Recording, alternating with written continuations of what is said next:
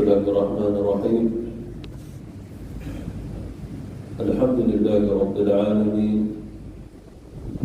Wassalatu wassalamu ala nabiyyina wa habibina wa syafi'ina wa qurrata a'yunina wa nuri qulubina Muhammad abduhu wa rasuluhu wa huwa habibuhu wa safiyyuhu khaliluhu, amma ba'du. Assalamu alaikum warahmatullahi ta'ala wabarakatuh.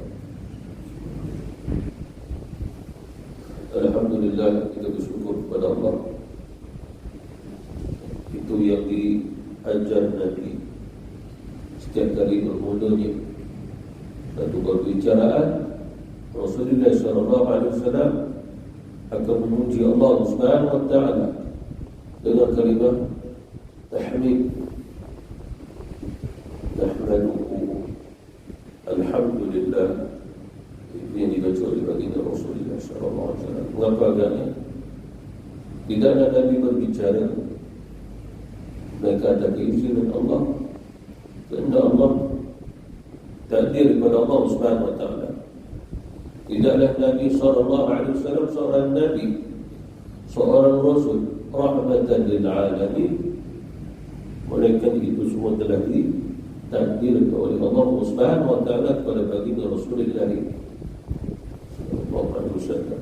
Dan ketetapkan Allah Subhanahu wa ta'ala itu mulia, agung, istimewa, sehinggalah seseorang yang memuji Allah Subhanahu wa ta'ala, dia adalah seorang yang telah diistimewakan oleh Allah Subhanahu wa ta'ala. Seseorang yang bersyukur kepada Allah Subhanahu wa ta'ala juga, dia telah diistimewakan oleh Allah Subhanahu wa ta'ala.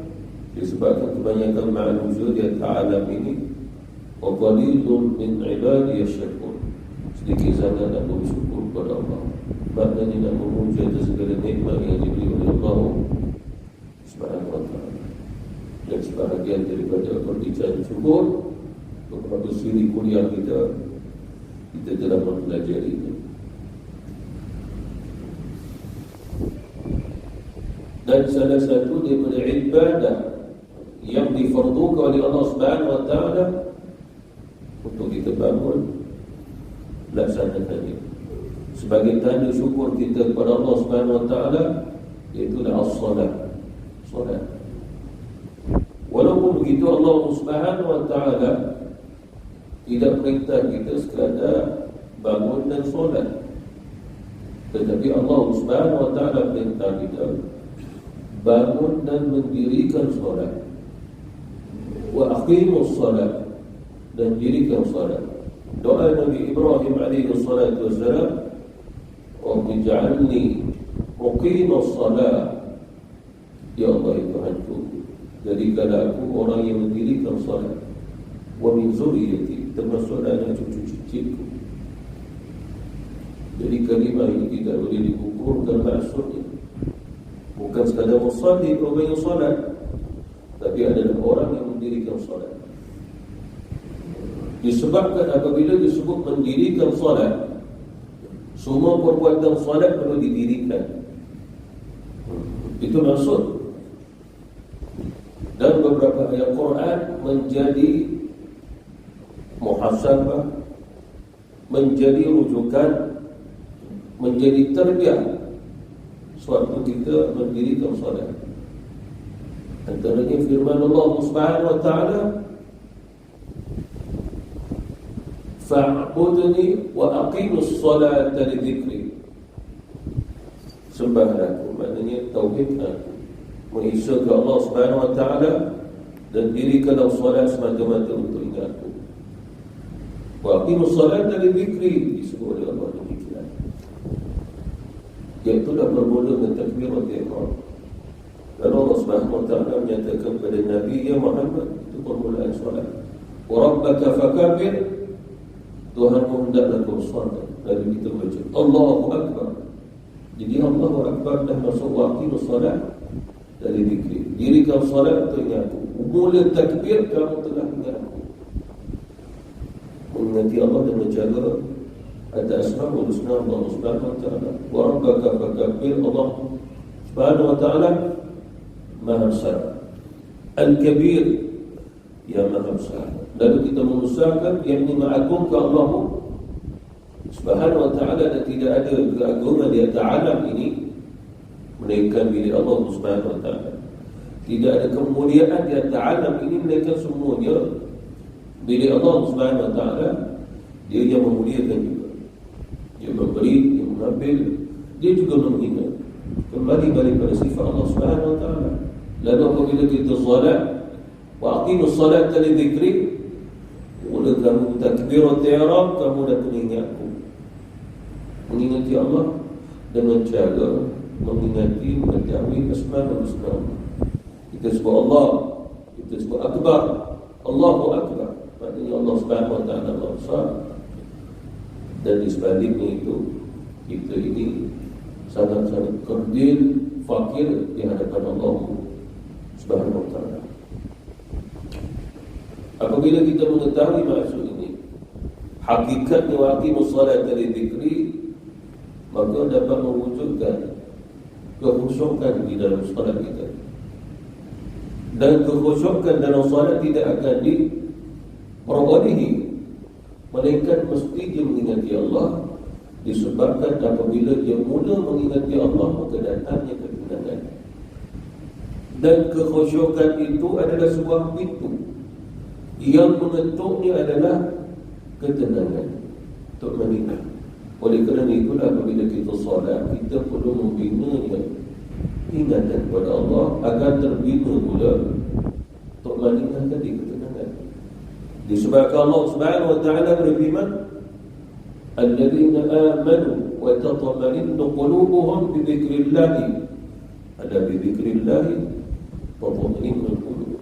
Jadi bagi orang beriman yang akan zikir Allah, kerana itulah salah satu cara untuk mendapat jiwa yang tenang. Tinggallah hanya mengingati Allah, kamu akan mencapai ketenangan.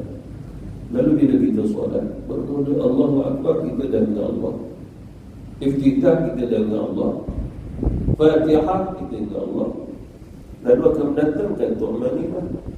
Tu'manina itu adalah sebuah perkara yang perlu kita bina agar mencapai ni akan kekhusyukan. Itu kaedahnya. Bahkan sehingga ulama kita menyatakan kekhusyukan tidak akan terbina melainkan dengan ketenangan terlebih dahulu. Bagaimana kita nak tenang? Mengingati Allah. Kerana Allah kata, ingat aku, kamu tenang.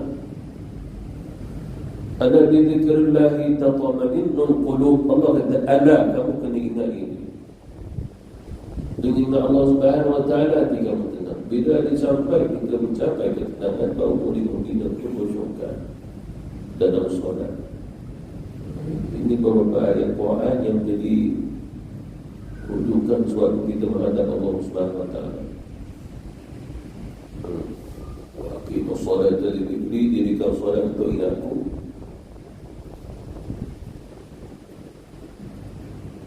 Ala bi dzikrillahi tatma'innul qulub. Bila dah sampai ada ketenangan, akan membuka pintu untuk dapat kekhusyukan. Dan di situlah pintunya kemenangan dan kebahagiaan bagi orang yang solat. Bila seseorang telah mencapainya, maka akan terbina satu rasa. Allah membina di buatnya halawah, kemanisan. Kemanisan itu yang disebut bagi Rasulullah sallallahu alaihi wasallam. Jadi itu semua dah berada dalam solatnya, sehingga apabila itu solat yang jadi qurrata a'yun, penyejuk hatinya, penyejuk matanya, penyejuk jiwanya. Rasulullah sallallahu alaihi wasallam apabila tengok orang sakit, gembiranya Nabi. Bahkan Rasulullah sallallahu alaihi wasallam beritahu kepada Bilal, ya Bilal, azan. Sebab solat itu adalah penyejuk mata kami. Kami sangat-sangat suka, seronok dan bahagia dengan solat. Mengapa? Kerana sebab dia bertemu Allah. Dia tidak bertemu makhluk dan berpisah dengan makhluk. Lalu dia bertemu Allah Subhanahu wa ta'ala.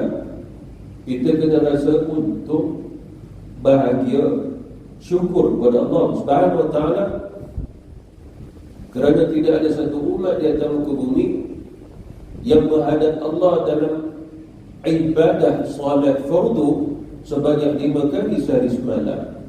Tidak ada mereka umat Nabi Muhammad SAW. Sehinggalah para nabi, para rasul yang terdahulu apabila mengetahui umat Nabi Muhammad adalah umat yang banyak kali berulang kali bertemu Allah, lalu mereka berdoa untuk menjadi umat Nabi Muhammad SAW. Mengapa? Kerana sebab mereka tidak boleh memfardukan sesuatu yang tidak difardukan oleh Allah. Solatnya 2 kali, tidak boleh dikurangi, tidak boleh ditambah. 2 kali dah sehari semalam, siang dan juga malam. Umat Rasulullah SAW 5 kali sehari semalam, juga tidak dikurangi, juga tidak ditambah. 2 dan 5 sangat berbeza. Itu yang Nabi Musa AS syorkan kepada Nabi, ya Muhammad, pergilah menghadap Tuhanmu, mohonlah kurang, sebab umatku 2 kali pun tak mampu nak laksanakan. Terasa berat. Bagaimana tak berat kalau sekiranya mereka tidak memahami hakikatnya solat. Sebab Allah SWT berfirman, qad aflahal mu'minun alladzina hum fi salatihim khashi'un. Sangat beruntung, dan beruntung itu qad aflah bagi orang yang beriman. Mengapa? Apabila seseorang beriman yang solat, pasti dia mengingati Allah di dalam solat. Kembali daripada ayat, ada bi dzikrillah tatma'innul qulub, dikaitkan dengan lafaz alladzina amanu wa tatma'innu qulubuhum bi dzikrillah. Sebab dia beriman kepada Allah. Orang yang beriman apabila solat, waktu solat dari zikri, setiap daripada gerakannya dia ingat Allah, setiap bacaannya mengingati Allah, setiap tasbihnya mengingati Allah, qawlinya, fi'linya dalam keadaan mengingati Allah. Mengingati Allah Subhanahu wa ta'ala, bukan membayangkan, bukan menggambarkan, merasai kebesaran Allah, merasai kemuliaannya, kekuasaannya, kehadirannya. Hadir di sini menunjukkan qarib. Wa idza sa'alaka 'ibadi 'anni fa inni qarib. Bahkan qarib ini adalah Allah Subhanahu wa ta'ala, wa nahnu aqrabu ilayhi min hablil warid, wa nahnu aqrabu. Ini termasuk juga ayat dalam motivasi solat kita. Allah Subhanahu wa ta'ala qarib, sehingga dia mengetahui segala-galanya, sehingga dalam hati kita apabila kita berdiri menghadap Allah, Allah qarib. Itu tidak boleh menyatakan Allah Subhanahu wa ta'ala sedang berada jauh di sana, di atas sana, di ufuk yang tertinggi. Siapa yang berkata begitu? Nabi tak kata, Allah pun tak kata. Tapi Allah Subhanahu wa ta'ala menyatakan, wa idza sa'alaka 'ibadi 'anni, apabila hamba-hambaku bertanya tentang aku, maka jawab, ya Muhammad, fa inni qarib, aku hampir. Bila hampir, maksudnya di sini dia mendengar, dia memerhati, dia melihat segala-galanya atas diri kita dan menguasai zahir dan batin kita. Itu yang kita kena serah kepada Allah Subhanahu wa ta'ala diri kita. Ini pun termasuk ayat yang jadi rujukan motivasi suatu kita mendirikan solat. Bukan sekadar solat, mendirikan solat. Itulah maksudnya mendirikan solat, termasuklah semua daripada bahagian-bahagian solat yang kata Rasulullah SAW, miftahus solat at-takbir, Allahu Akbar. Pembukaan solat itu takbir dan penutupnya taslim. Assalamualaikum warahmatullahi wabarakatuh. Assalamualaikum warahmatullahi wabarakatuh. Bermula takbir sampai salam mengingati Allah. Maka dia merasai halawah kemanisan. Dan Allah Subhanahu wa ta'ala mengatakan, orang ini beruntung, hamba-Ku ini beruntung, kerana solatnya itu adalah solatnya orang yang telah mendirikan solat. Itu yang diperintah oleh Allah, wa aqimus solat, dan dirikan solat.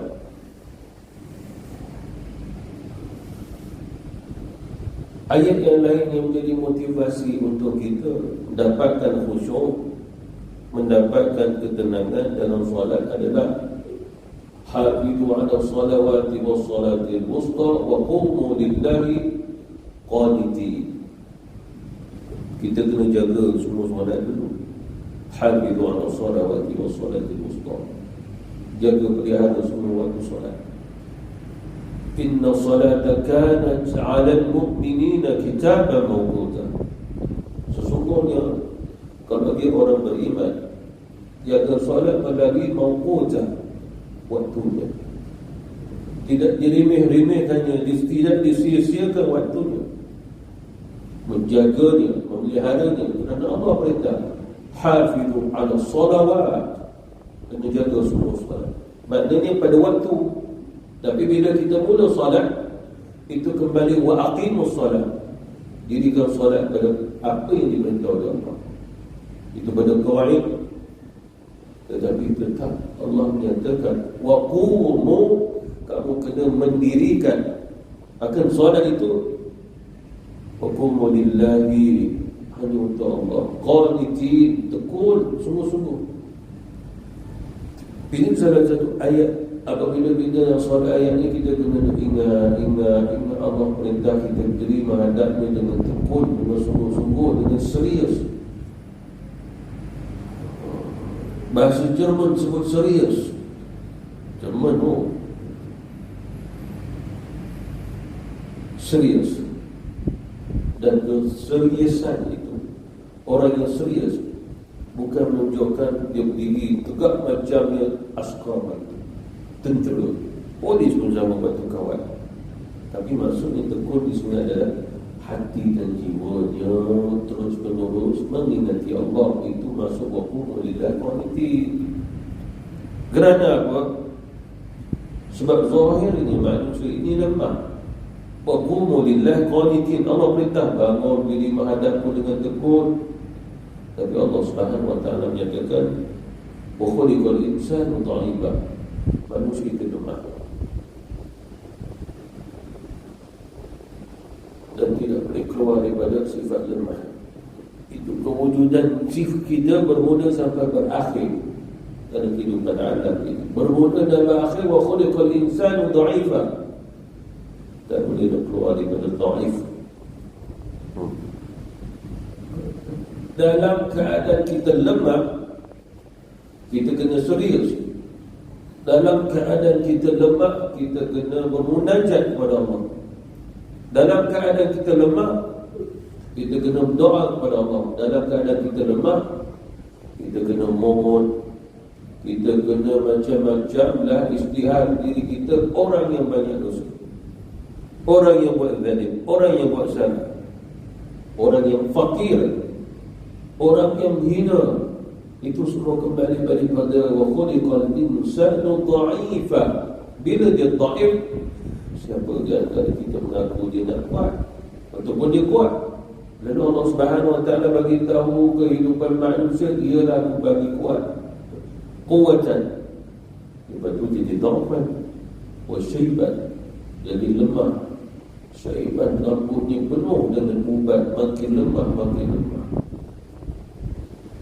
Kalau diajak lagi dengan budak 6 tahun, menang budak itu. Atau lari dengan cucu, menang cucu. Pada atas banyak pengalaman lari. Atau 10 tahun usianya, kalah dengan cucu usia 6 tahun. Kenapa? Allah menyatakan dha'fan wa syaiban. Kamu tak boleh nak lari, lemah. Aku lemahkan kamu. Agar kamu akuilah diri kamu lemah.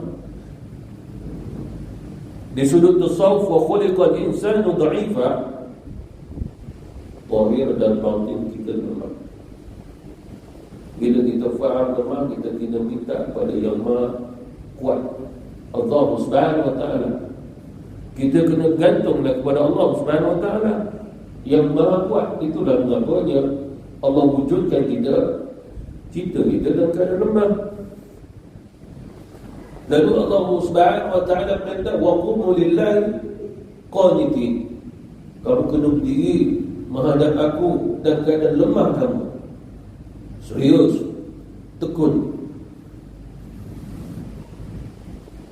kita lihat ni para sahabat Rasulullah dalam mengamalkan wa aqimus solat li-dzikri wa qulu lillahi qanitin.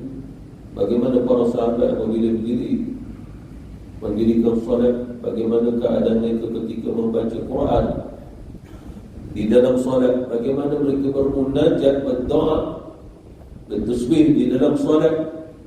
Apa yang kita perhatikan berdasarkan riwayat kisah-kisah mereka, kelihatan mereka macam orang sakit.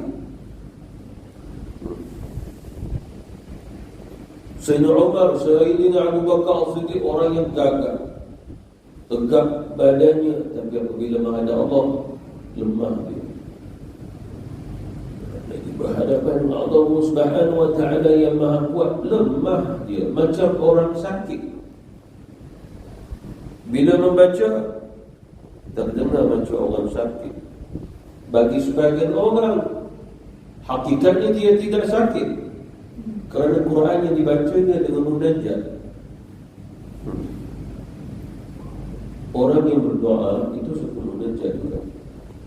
Lalu bila kita berdoa, kita pun mengadu ke Allah, merayu ke Allah, meminta kepada Allah. Mana ada kita minta seperti mana kita minta sesuatu sesama kita, tapi mengadu dan merayu kepada Allah Subhanahu wa ta'ala.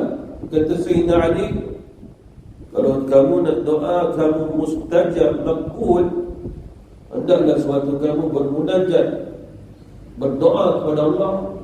Macam itu kamu lihat anak kecil yang menangis. Waktu itu, kata Sayyidina Ali, kamu rasai seperti mana seorang ibu yang kehilangan anak, mati anak dia. Bagaimana sedihnya si ibu. Waktu begitu juga, keadaan begitu juga kamu bermunajat kepada Allah. Lalu para sahabat Rasulullah SAW apabila solat, kelihatan mereka macam dalam keadaan sakit. Bacaan pun bacaan orang sakit, tapi makhrajnya Masya Allah. Cuma kerana bacaannya macam orang bermunajat kepada Allah. Bahkan orang ini semua dirahmati oleh Allah, diredai oleh Allah keamanannya bermula sampai akhir, sehingga tidaklah mereka mati. Mereka radhiyallahu anhum wa radu anhu. Kata Imam Al-Hasan Al-Basri, tidak lain kerana seriusnya mereka suatu berdiri menghadap Allah. Siapa yang berbicara tentang orang yang dilihat macam sakit, hakikatnya tak sakit, tapi kerana seriusnya menghadap Allah macam orang sakit? Rasulullah SAW, Nabi berkata demikian.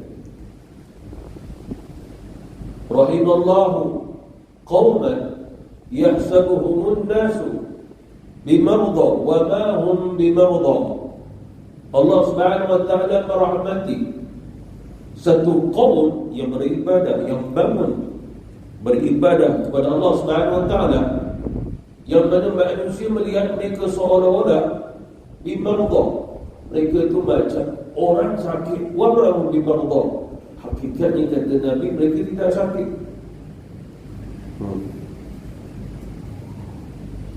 Contoh baca Quran, tapi baca dengan nada bermunajat kepada Allah. Contoh inilah, kita sedih sampai menangis dalam solat, mungkin di luar solat sekali. Lalu kita masuk solat, Allahu Akbar, lalu cuba kita baca Fatihah dan adanya tangisan. Satu, kalau tidak ada tangisan pada air mata keluar, tangisan pada bunyi-bunyi suara, maka tangisan itu wujud di dalam hati. Menangislah kamu walaupun bermula hati kamu, kata Rasulullah SAW. Dan waktu kita baca surah Al-Fatihah, dia bermunajat dengan rasa sedihnya, rasa salahnya. Lalu suatu itulah mengadu kepada Allah dengan Quran yang dibaca di dalam solat. Bahkan kalau ditanya bagaimana kaedah bacaannya Rasulullah, itu jawapan dia. Bagaimana para sahabat membaca kitab Allah dalam salat, begitu juga. Mengadu-ngadu dalam salat dengan sewaktu baca surat Al-Fatihah, terdengar, terasa seolah-olah dia sedang mengadu kepada Allah, meminta kepada Allah Subhanahu wa ta'ala. Ini semua adalah salah satu motivasi muhasabah berdasarkan kitab Allah, dan juga orang-orang saleh yang apabila mereka bangun mendirikan solat, perlu diambil contoh dengan contoh mereka.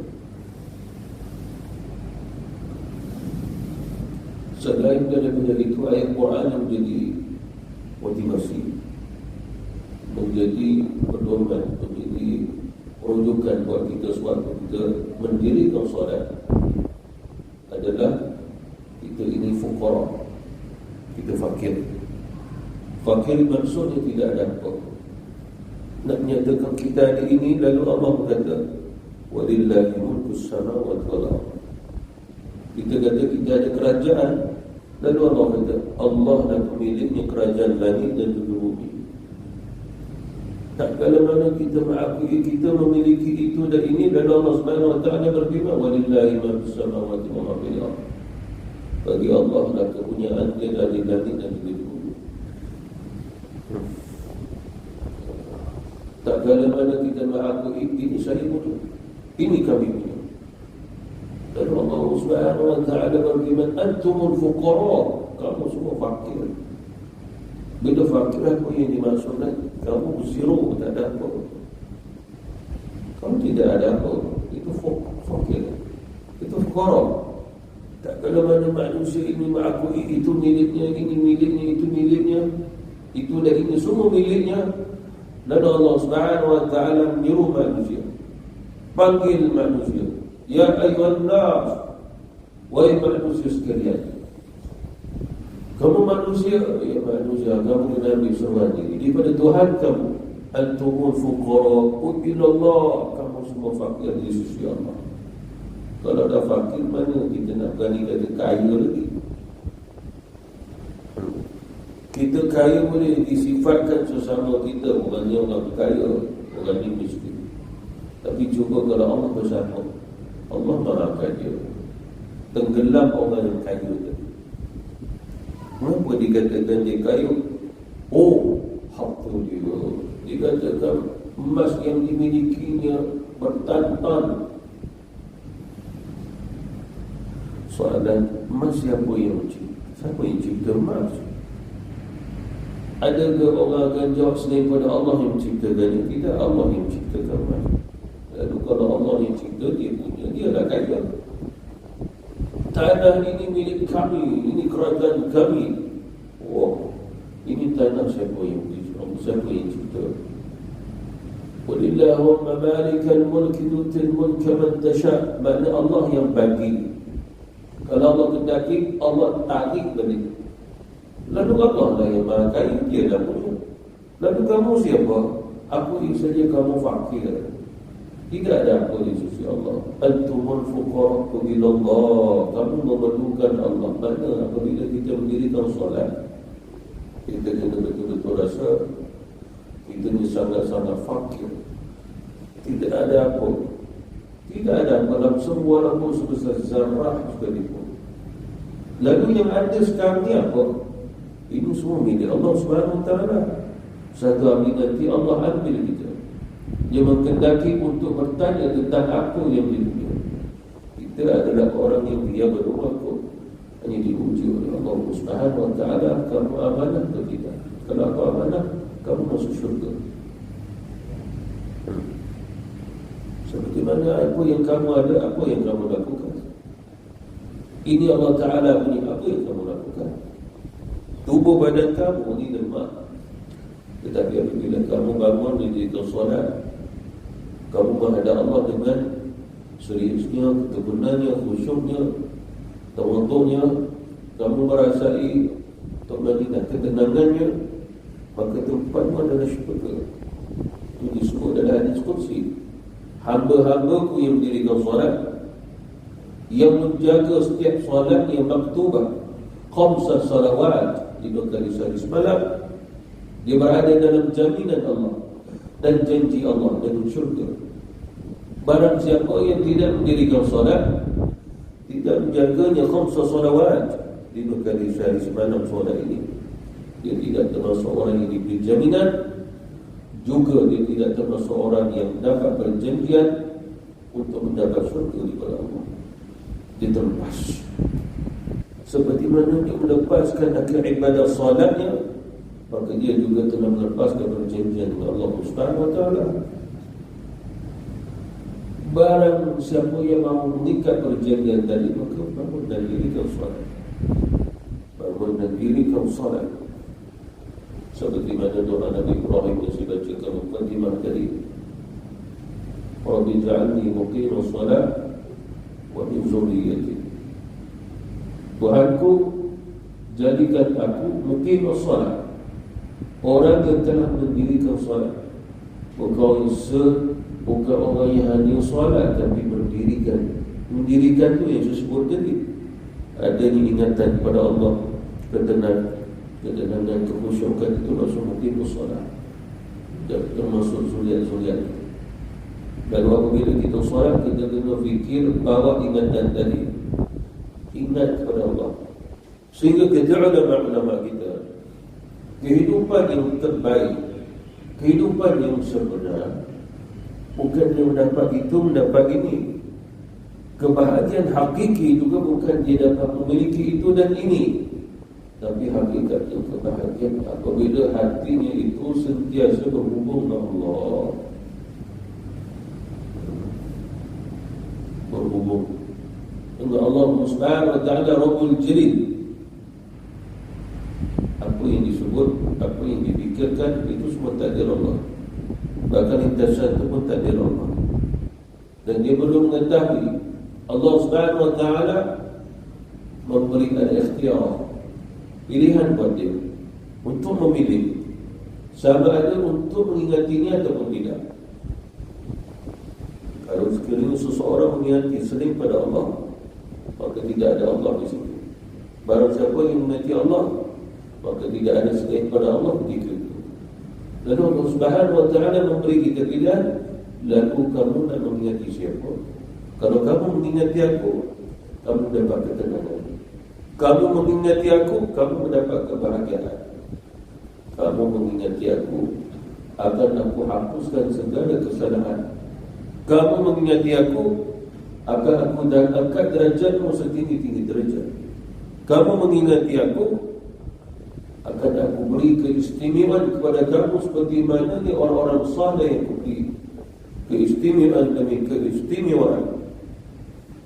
Kamu mengingati aku akan beri kepadamu ilmu-ilmu yang tidak kamu dapati daripada pembelajaran secara zahir. Boleh ke kalau kita belajar nak kenal, tengok muka orang tu, kita kenal dia siapa? Sebenarnya tak ada ilmu tu. Itu sekadar psikologi. Tengok muka orang masalah, tengok ni orang bermasalah, tanya, Mat, kau ada masalah? Kenapa tengok muka aku memang ada masalah? Oh, itulah. Kau rasa apa masalah aku? Kita boleh jawab, tengok muka bukan masalah. Tapi bila tanya apa masalah aku, tak boleh jawab. Maknanya itu orang picture orang punya orang. Maknanya dia meneka-neka saja tapi tak tahu. Kalau nak neka sekalipun dia tak tahu apa masalah dia. Ini muka orang masalah ni. Oh, bagus tu, aku memang ada masalah. Tapi apa masalah aku? Aku pun tak tahu. Kau bermasalah. Kau rasa aku masalah ke? Atau kau yang masalah? Oh, gitu. Kau rasa aku masalah, kau tak tengok masalah kau. Kau nak tengok masalah aku. Lalu orang yang kerana itu ilmu itu tidak ada. Kerana itu tuan sakaan. Kalau begitu kita tengok orang Negro, orang Sudan, orang kulit hitam kan, semua masalah sebab dia hitam. kebiasaan gitu. Ini mesti orang mana masalah tu muka hitam. Pergi kat dia, slow talk, cakap pelan-pelan. Baik, orang tanya, you ada masalah? Alhamdulillah tak ada masalah. Oh. Apa pasal tak ada masalah? Saya tak ada hutang. You ada hutang? Oh, kotorkah? Itu ini. Itu orang ada masalah kalau ada hutang. Baik, tadi isi minyak je. Kerja kilat, kerja tempat minyak. Tak ada hutang. Lalu dia tanya, kita tanya dia sebenarnya orang yang betul sepatutnya tanya kita. Dalam sebuah hadis Rasulullah SAW sebab Nabi sebut, apa yang disebut ni kesan orang yang betul solat. Itu kesan orang yang betul mendirikan solat. Rabbi ja'alni muqima salati wa min dhurriyyati. Nabi Ibrahim bersolat, dia mendirikan solat, Allah terima solatnya.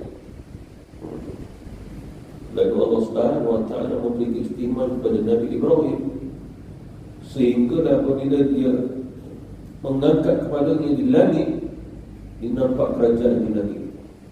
Kerajaan Allah Subhanahu wa ta'ala malakut, yakni kerajaan di langit itu terdiri pada malaikat. Dan Nabi Ibrahim pun tengok, maknanya kerajaan Allah di langit ada, di dunia pun ada. Itu cerita dalam Quranul Karim. Kami memperlihatkan kepada Ibrahim kerajaan kami di langit.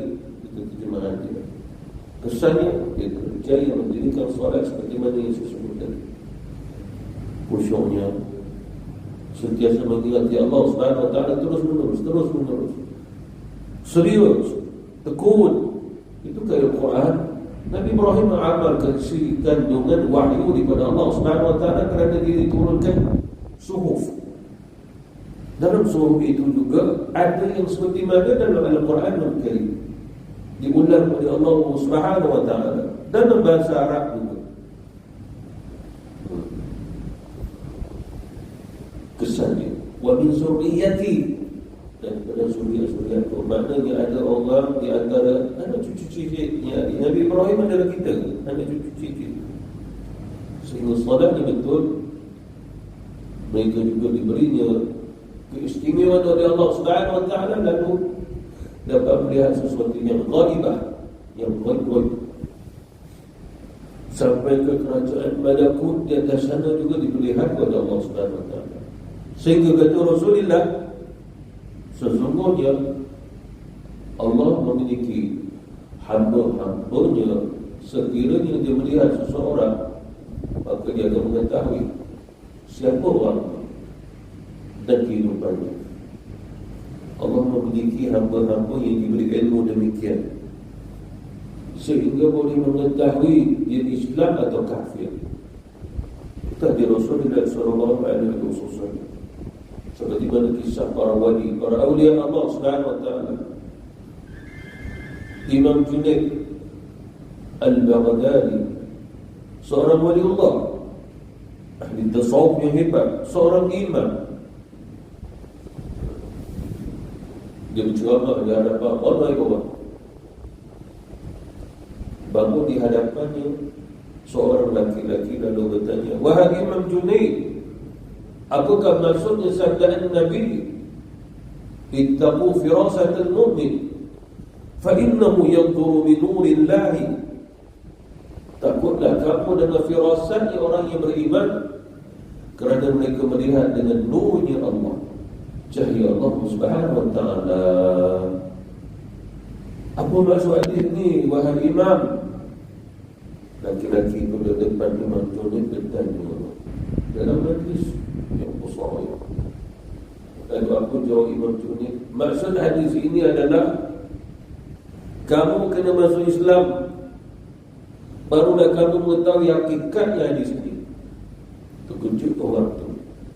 Agaknya sebab orang tu orang Kristian yang masuk menyusup seolah-olah berlaku jadi orang Islam dan tanya hadis ini. Lalu Imam Junaid beritahu dia orang Kristian, bukan orang Islam. Kalau kita boleh kenal ya, kadang-kadang ada ceramah ustaz-ustaz kan, Pernah dulu-dulu lah waktu saya usia 19 tahun, ada cerita tu. Dia cerita bahawasanya dia boleh tahu SB yang masuk dalam tu. Minta tuan SB berpada-pada lah, saya bukan nak ajar orang buat jahat. Ada SB dalam tu, dia boleh tahu lah. Pada SB tu makin kesempat lagi, dia boleh tahu. Cerita tu sampai kat saya pada ustaz-ustaz boleh kenal. Memang dia tok guru boleh kenal. Malam ni kita didatangi oleh 2 polis, tapi dah balik dah. Memang betul mana tu datang 2 polis, padahal tak pernah kenal. Ada tok guru tahu. Bahkan ada tok guru kata malam ini ada satu kereta polis akan mari. Dengan kuliah-kuliah memang satu biji kereta polis mari. Ini orang apa ini? Ini adalah orang yang mukim solat. Itu kesannya. Kalau kiranya kita pun solat seperti mana yang disebutkan dari satu-satu tanda-tandanya, kaedahnya, cara-caranya, kita pun dapat. Cuma janganlah bila kita dapat senang sangat tembak pada orang tu, memang dia nimpun orang. Kena masuk mahkamah dulu.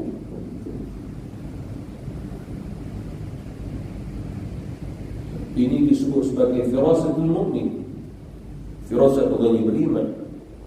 Lebih halus daripada itu disebut kasyaf, tersingkap dengan satu ilmu daripada Allah, bukan daripada dia. Kesan daripada muqimus salat itu.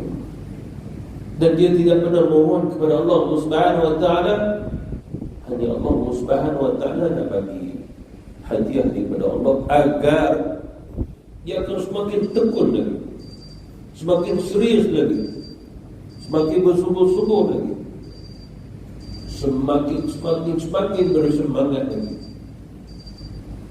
menguatkan lagi ingatannya kepada Allah Subhanahu wa ta'ala, khusyuknya, tawaduknya, rasa fakirnya, rasa lemahnya apabila berada di hadapan Allah. Inilah motivasi sebenarnya. Kadang-kadang kita panggil ustaz motivasi, tak nampak pun motivasi dia. Ini motivasi budak sekolah rendah nak ambil PSR je. Itu motivasi tak boleh begitu. Inzar, satu peringatan yang lebih adanya cabaran yang menakutkan. Itu motivasi kita. Tak boleh macam anak budak sekolah rendah punya motivasi. Tak boleh kita jiwa kita tak kena dengan jiwa anak kecil. Begitu. Itu pada kawaid, pada kaedah. Bahkan kalau datang seorang ustaz bercerita dengan nada suara orang dewasa, kefahaman orang dewasa, budak-budak pun tak faham. Disesuaikan. Lalu kita yang dewasa apabila diberi motivasi, kena disesuaikan dengan motivasi apa ke masalah diri kita, hati kita, jiwa kita, pemikiran kita. Itulah pada motivasi terbesarnya yang sebenarnya daripada kita Allah Subhanahu wa ta'ala. Wallahu ta'ala. Jadi semoga Allah Subhanahu wa ta'ala memberi kekuatan kepada kita, dorongan kepada kita untuk menjadi orang yang muqimus salat, insya-Allah.